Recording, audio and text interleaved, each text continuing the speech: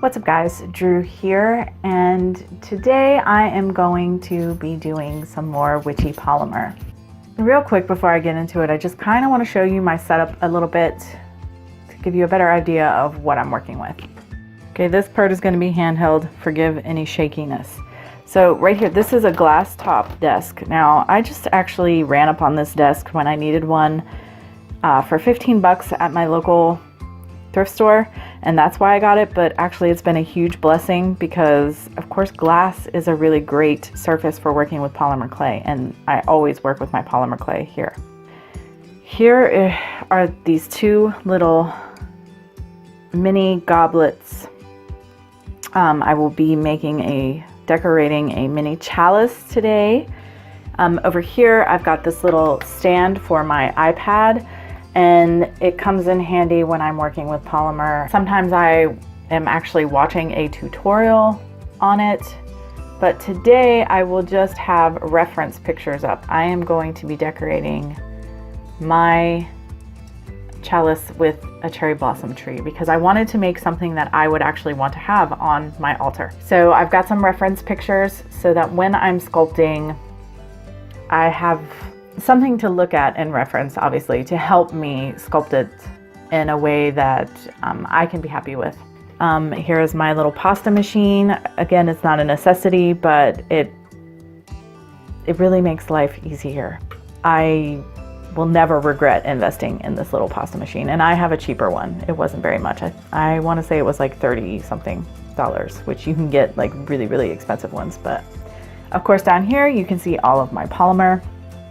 I think, you know, I'll show you and talk about tools as I use them and techniques that I go through. But other than that, I think we'll just go ahead and get into it. Oh, and I didn't say so, but I always have a rag, a towel handy, because you never know. Okay, so I have a variety of colors here. I will be working on a tile, at least in part, just to make my life easier. You can move the tile and get to different angles of what you're working on if necessary. I'm going to play around with some gray and brown and get this sort of muted browny gray color until I'm happy, hopefully, and then I'm going to move on from there. I've run both of these through my pasta machine, and I'm just going to stick them together and then run them through again. And you can see it's mixed it in, but now I'm going to fold it and just totally work the two colors until they're mixed together. I've run some gray and brown, some of this brown and then just gray through my pasta machine together, and it still looks gray. To my eye, I can see the brown. I'm sure it's not really picking it up on the camera, but I can see it. I just wanted it to have a very slight tint from the brown. I think this is going to be enough to do what I want to do with it, but I may end up having to make a bit more. I'm going to start making up my pinks. I am going to have a few different shades of pink.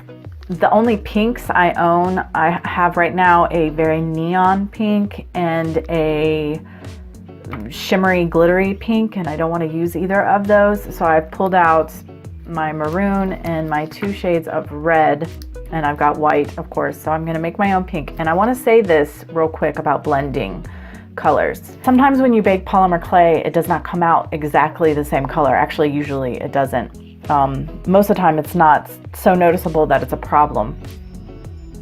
But if you are very, very picky about knowing exactly and wanting a specific color when you mix, I would recommend doing a test and just breaking off a tiny little piece when you're happy with your color, baking it, letting it fully cure and cool, and then looking at the color and seeing if that's the color that you want it to be. Otherwise, you can just be like me and know that it's not going to come out exactly the same, but it's going to be close enough that it doesn't really matter to me anyway. So quickly, I'm going to go ahead and blend up some pinks.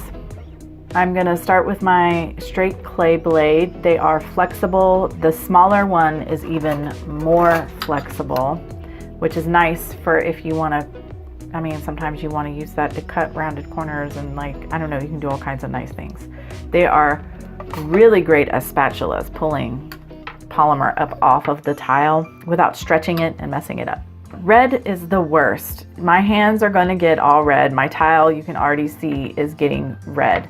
I'm gonna have to wipe everything and wash my hands before I try to do anything else. All right, I'm gonna go ahead and start mixing this with white and getting my different shades of pink. Now, fortunately, I am using this white to mix with red, so it's not a problem. But like when I make my toadstools and I need to use white and red together, but keep the white white, it's such a pain. I'm forever washing my hands. I've blended it out with the white and gotten this really dark, deep pink. Cherry blossoms don't tend to be this dark. I mean, there's different varieties. But I am going to pull some of this off because I do want a few of this nice dark pink. And then I'm going to add more white and keep blending this out. Okay, so I have this really pale baby pink that I'm very happy with. So I've got all my colors for my blossoms ready to go. Now I need to talk about actually adhering the polymer to this goblet. Polymer does not like to stick to non-porous surfaces. That's why working on tile and glass is so beneficial. This is glass, so it doesn't want to stick. The easiest way to get polymer to stick to glass would be to totally encase it. So for example, I use bottles like this one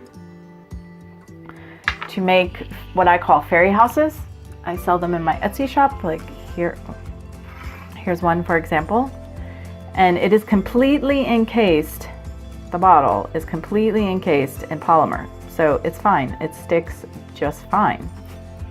However, when you're just trying to adhere polymer to glass, it doesn't work as well. For example, I made this coffee mug for my husband for Yule one year, I think the year before last, and he is just adhered with Bacon Bond polymer glue, but he could pop off and I'd have to super glue him back on. Same goes for this. This is a little better because it is encased all the way around here at the top, but these little pieces could easily pop off and I would have to super glue all of them back on. The same is true for all my herb jars that I showed you in that last video about polymer. So the plan is, obviously we're making a tree, for the stem to be completely wrapped, and the bottom is probably going to be completely covered as well. I'll have some roots, and then I'm sure I'm gonna put moss and all kinds of good stuff because I love that. But the branches up here on the top part, not gonna be as easily done. I'm going to be using Sculpey Bake and Bond, and it is essentially a liquid clay that works as an adhesive for clay to stick to either itself or something else. That is typically what I would use, and I will be using that, but for the top bell part of the goblet, I may be using this Fimo liquid instead. It's the same thing except this dries completely clear, whereas the Sculpey dries sort of milky. Because you'll be able to see through the inside of the goblet and actually see where the clay is adhered to the glass, I would like it to be a clear finish. So I'm probably going to use that for the top, but I'll use the Bacon Bond for the rest. So right now this piece of gray that I have made is rolled out at a thickness of 1 on my pasta machine. I'm going to roll it out thinner to make the trunk of my tree. I've taken it down to a 4, and I think that's where I'm gonna stay for the stem. I'm gonna put some Bacon Bond on, and I'm just gonna go ahead and wrap, and then when I'm done, I'll cut away either from the top or the bottom anything that I don't want. So it's just a really tacky glue basically, but like I said, as it is liquid clay, it's thick, so I like to rub it in. Otherwise it can affect the finish, make bubbles in your clay, make it stand out and not sit flush. Now this being all twisty the way it is, I'm not going to work it into the grooves or anything, but I do want it to adhere nicely to the surface. I'm just cutting into my polymer a little bit here to get it to lay flat again. I'm going to do the same at the bottom. Not a big deal, just polymer is really forgiving. It's really easy to blend out imperfections, and it's certainly not perfect, but I'm okay with it. Now I'm going to take my time to blend this out.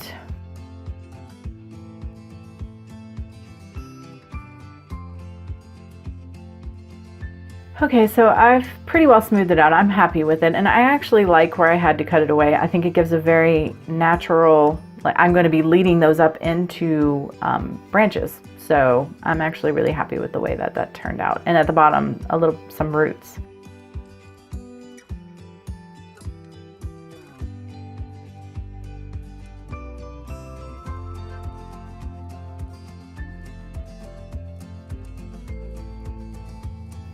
Now, I have not glued any of this to the top, so I'm going to get out my liquid female real quick and do that.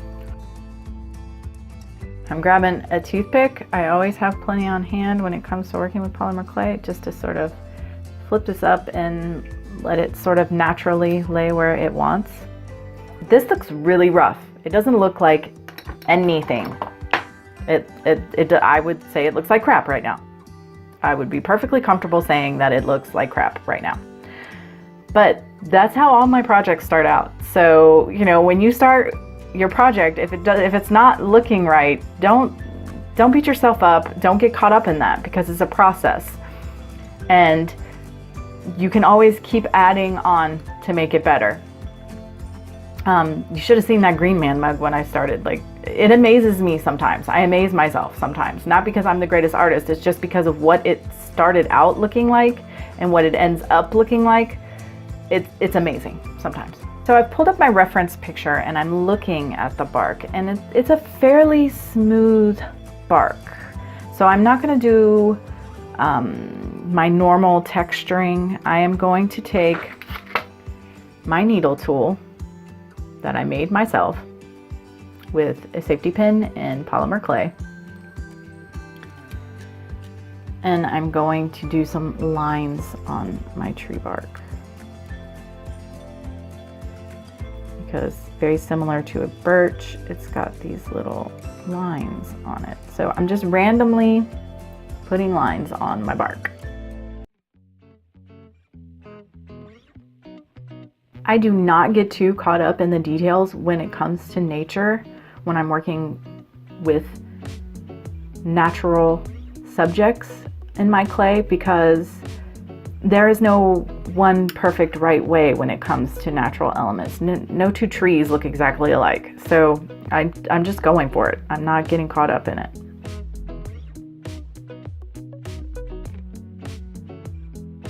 Now I'm going to move on to the part that I referred to as stippling. There's a little brown,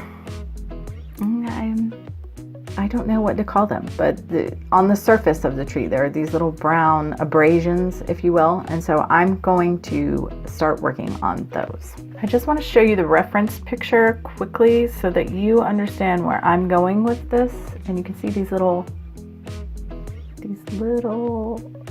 brown spots. That's what I'm going for. So right now I'm rolling out a little sausage of brown clay, and I'll be randomly sticking that on my tree trunk.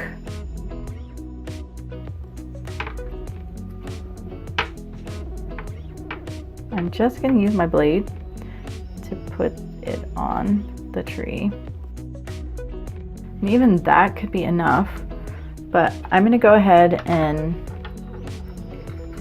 texture it a little bit. This is just like for babies or dogs or whatever. I got it at the Dollar Tree. And I'm just gently pushing it.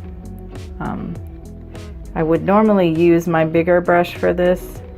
I think it's for your feet, but I also got it at the Dollar Tree. But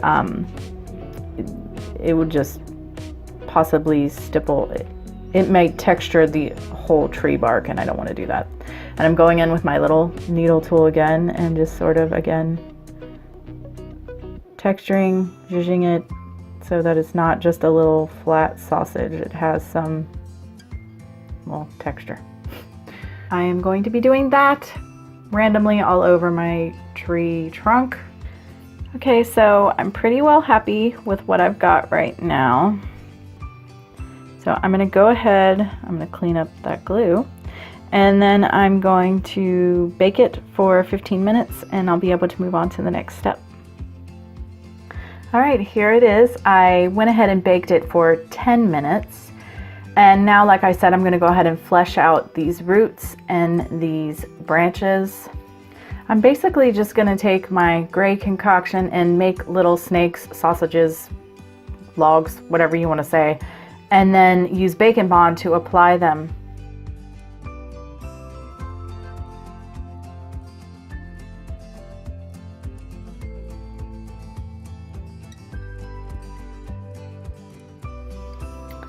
So now this is set so I can handle it without any problem, and it'll allow me to work on these other pieces with ease.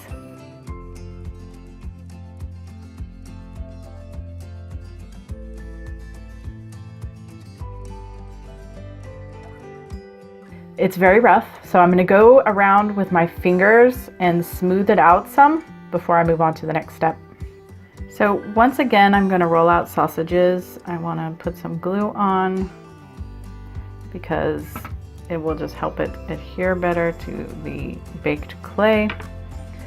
And I am not looking for perfection by any stretch of the imagination because, again, nature doesn't really work by a human being's estimation of perfection. I just want to line up my limb. I'm again going to cut sort of at a downward angle because I want to blend it into the tree. And just like before, I'm going to get out a ball tool and blend these in, just as I did with the roots. So as you can see, I've done my rough joining with my ball tool. I'm going to go around and smooth it out. I do want this to be like, my roots are very, very rough. I'm going to do some more to them, but they're going to be covered quite a bit. There's going to be a lot going on at the bottom, the base of this tree. But I do want the limbs to be taken, I want to take more time and do them more precisely. Basically what I've done, and it's pretty rough still, is gone in with a very small ball tool and cleaned up the edges. So like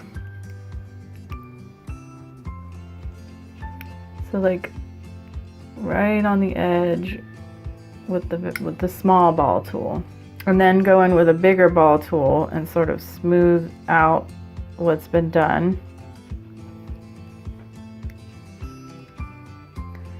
a bit. Anything that I'm not super happy with, I've come in with my big needle tool and scraped away.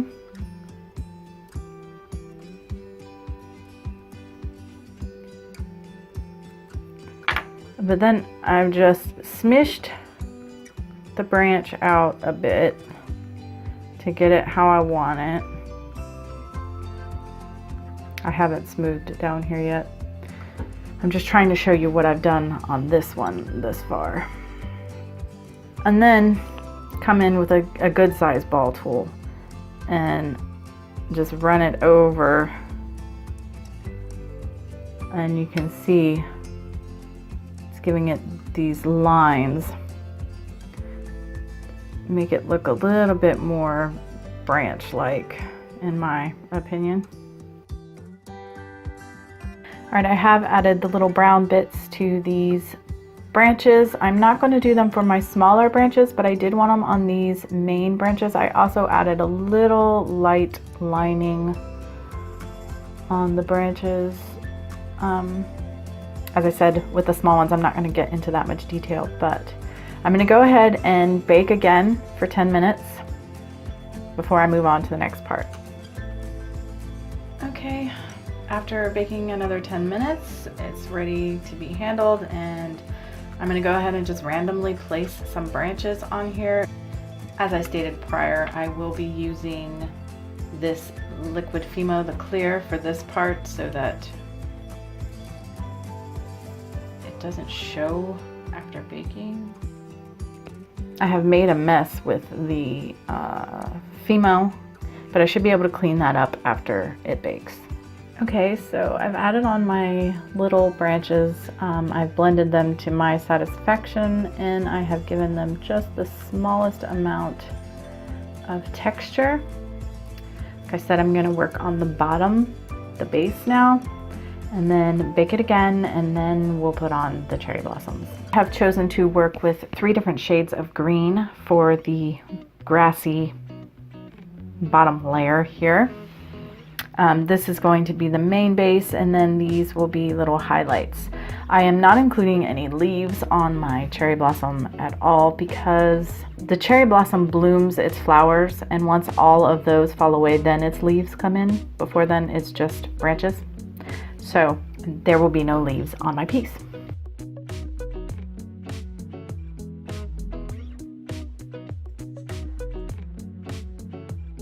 And I come in with a ball tool. Kind of manipulate the clay with it a bit. Smush it all around, get it how I want it.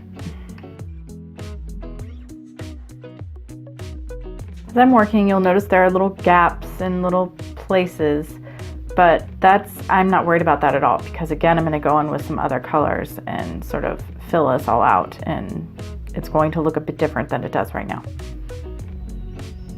So this is what I've got at the moment. I'm going to go in with some more different colors and textures.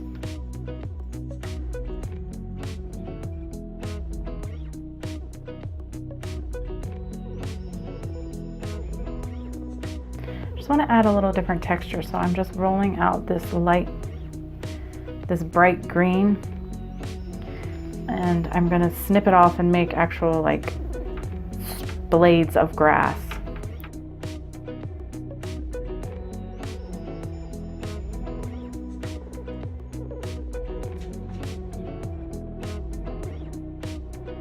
Okay, so I've got it how I like it for now. Lastly, of course, will be the cherry blossoms. I'm going to go ahead and bake again 10 minutes and come back and finish it up. Okay, so my piece is currently in the stove baking, and while it is, I want to go ahead and take this opportunity to start working on my cherry blossoms. Now I'm going to use this. So I talked about this on my other video, but this was originally a little piece, a connector on a cell phone charm. And I saw that it would make a nice small circle, and I love to work in miniature. So I took it off the cell phone charm and I stuck it on a toothpick, and I use it to make very small circles.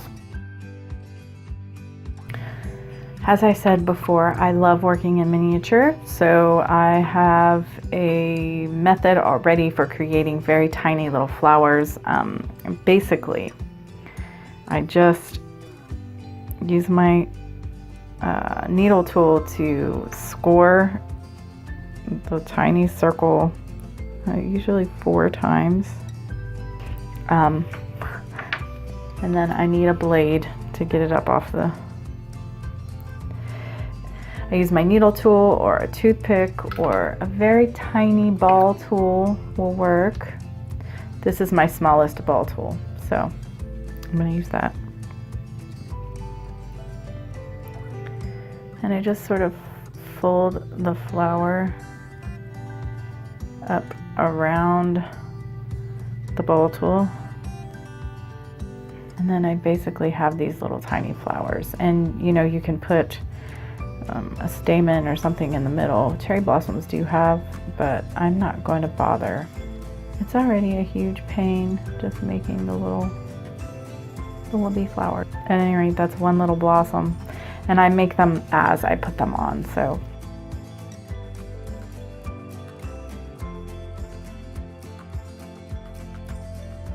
Okay, so I am all finished with it. It could do with some more cherry blossoms if I'm honest, but I about drove myself crazy just making those. The most I had ever made at one go, I think, before was maybe 10. And this one, oh, I mean, I don't even know how many are on there. I went ahead and put some on the bottom. Now my glass is all kind of minky. I wanted you to see that because I wanted you to see how easily I can peel away this liquid Fimo that's on here. So I'm going to clean that up real quick. Okay, so I have gone in with my X-Acto knife and gotten rid of any residue in all the nooks and crannies, and then I went back in with my stormwater and cleaned up the glass. Of course, you can use glass cleaner, any household glass cleaner. So there is my cherry blossom chalice.